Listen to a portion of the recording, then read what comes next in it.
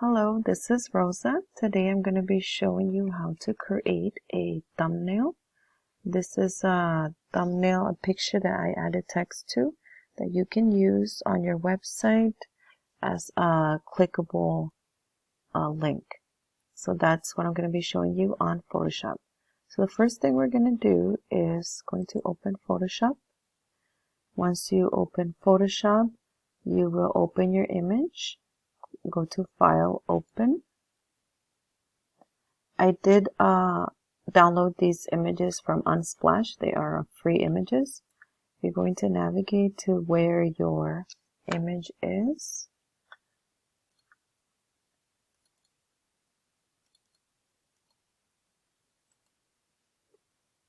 You're going to open it.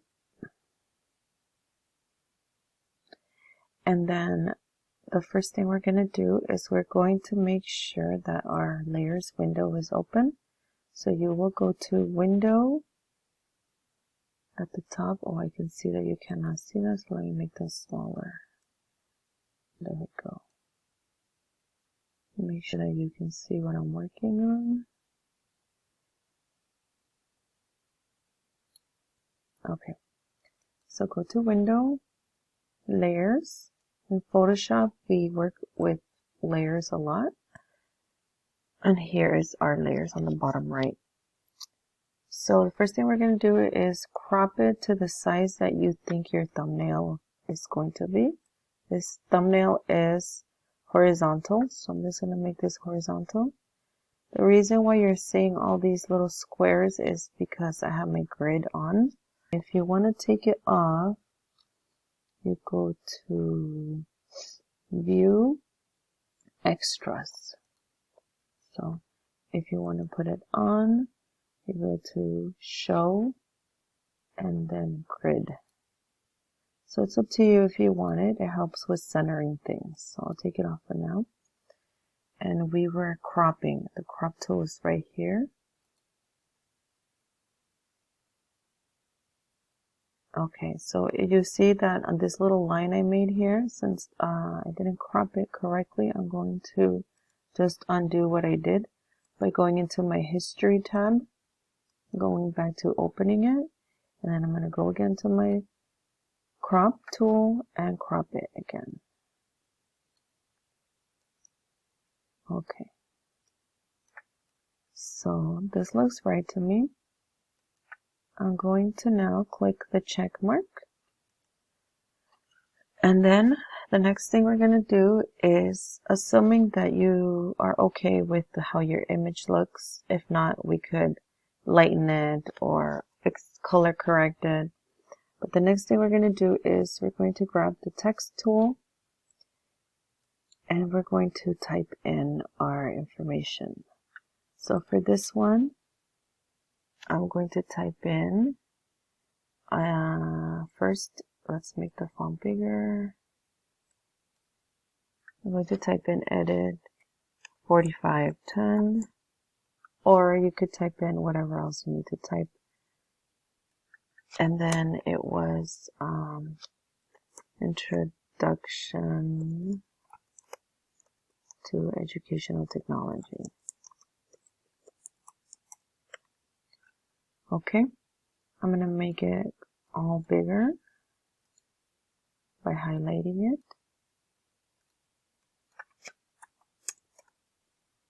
And then I'm going to make just the edit 4510 bigger.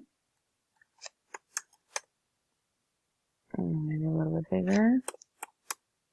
Okay. Then I'm going to click the check mark.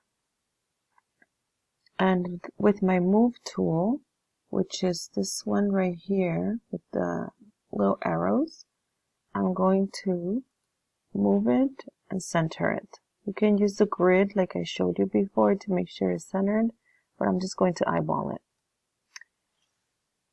Okay, so that looks right to me. Now you see that this text layer is a separate layer. Now that looks about done to me, and you can add more things if you need to, an icon or anything else. The next thing we do to make sure that our files are ready is we flatten it. So you can click on these three little lines. You go to flatten image,